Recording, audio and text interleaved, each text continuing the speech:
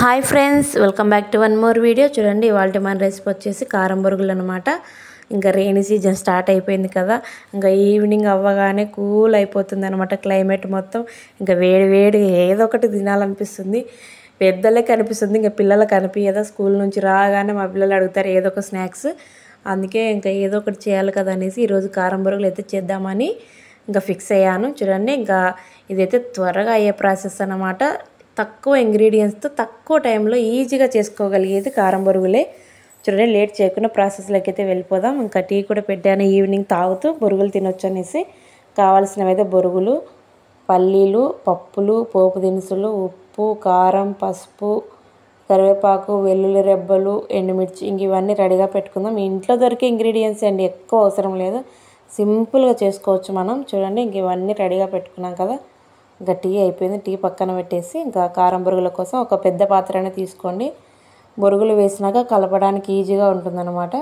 నేను కొద్దిగా ఎక్కువ క్వాంటిటీలోనే చేస్తున్నాను, ఇంకెందుకంటే కొద్దిగా స్టోర్ చేసుకుందాం అనేసి. ఇంక ఇవి స్టోర్ కూడా చేసుకోవచ్చు, ఒక 20 రోజుల నుంచి నెల రోజుల దాకా ఉంటాయి, ఫ్రెష్గానే బాగుంటాయి కరకరలాడుతూ. ఇంకా ఆయిల్ వేడి అయ్యేలోపు ఈ వెల్లుల్లి రెబ్బలు అయితే చితగొట్టుకుందాం. చూడండి, ఇలా చితగొట్టుకుంటే టేస్ట్ బాగుంటుంది. ఇంకా ఆయిల్ వేడయ్యాక పల్లీలను అయితే వేసుకొని దూరగా వేయించుకుందాం. మనం తినేటప్పుడు పంటికి కరకర తగలాలి కదా, అందుకోసం మంట సిమ్లోనే పెట్టి వేయించుకోండి, దూరగా బాగా వేగిపోతాయి. చూడండి, ఇంక ఇలా వేగిన తర్వాత వీటిని ఒక కప్పులో అయితే సపరేట్ తీసి పెట్టుకుందాం. ఇంక ఇవన్నీ వేసి వేయించేలోపు ఈ పల్లీలు మాడిపోతాయి, అందుకే సపరేట్ తీసి పక్కన పెట్టుకుందాం. ఇంకా పక్కన అయితే పెట్టేసాం కదా. ఇప్పుడు ఇందులోకి పోపు దినుసులు, ఇంకా అలాగే చితక్కొట్టిన వెల్లుల్లి రెబ్బలు, ఎండుమిర్చి వేసి కొద్దిగా వేయించుకుందాం. వెల్లుల్లి రెబ్బలు వేగాలి కదా. ఇంక ఇలా వేయించుకున్న తర్వాత కరివేపాకు కూడా వేసేసుకుందాం. ఇప్పుడు కరివేపాకు కొద్దిగా చిటపటలాడుతుంది కదా, అవి వేసిన తర్వాత ఇంకా వేరే ఐటమ్స్ కొద్దిసేపు ఉండి వేసుకుందాం. చూడండి, కొద్దిగా వేగిన తర్వాత ఇంక ఇప్పుడు అన్నీ వేసేసుకుందాం. పసుపు, ఉప్పు, కారం, అవి పప్పులు కూడా, వీటిని అయితే పుట్నాలని కూడా అంటారు కొందరు. ఇంకా పప్పులు, ఉప్పు, కారం, పసుపు, ఈ మూడింటిని వేసేసుకొని కొంచెం వేయించుకుంటే సరిపోతుంది. మళ్ళీ నూనెలో కారం వేస్తే మాడిపోతుంది కాబట్టి కొద్దిసేపు వేయించుకున్న తర్వాత ఇంకా దించేస్తామనగా పల్లీలను అయితే వేసుకొని ఇంకా లాస్ట్లో స్టవ్ అయితే ఆఫ్ చేసుకుందాం. ఇంక ఇవైతే ఎందుకు స్టవ్ ఆఫ్ చేస్తున్నానంటే ఇవి స్టోర్ చేసుకునేటప్పుడు కాబట్టి ఈ ఆయిల్ మిశ్రమాన్ని కొద్దిగా చల్లారనివ్వాలి. ఇంకా మనం స్టోర్ చేసుకోవాలి కాబట్టి చల్లారిన తర్వాత బొరుగులు వేసుకొని కలుపుకుంటే స్టోర్ చేసుకుని ఏం కావు.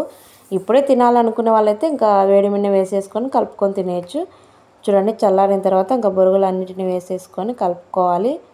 ఇందులోకి మనం మిక్చర్ కూడా యాడ్ చేసుకోవచ్చు, మరింత టేస్ట్ కోసం అనమాట, టేస్ట్ బాగుంటుంది. ఇంకా మిక్చర్ కూడా వేసేసి బొరుగులు బాగా కలుపుకుంటే మనకి కారం బొరుగులు అయితే రెడీ అయిపోయాయి. చూడండి, ఎంత బాగున్నాయి కదా, కరకరలాడితే చాలా బాగున్నాయి. ఇవి మేము చిన్నప్పుడు హాస్టల్కి కూడా తీసుకెళ్లే వాళ్ళం అనమాట. మా అమ్మ చేసి పెట్టేది, ఒక డబ్బాలో స్టోర్ చేసుకొని పెట్టుకుంటే రోజు తినేవాళ్ళం హాస్టల్లో ఉన్నప్పుడు మేమైతే.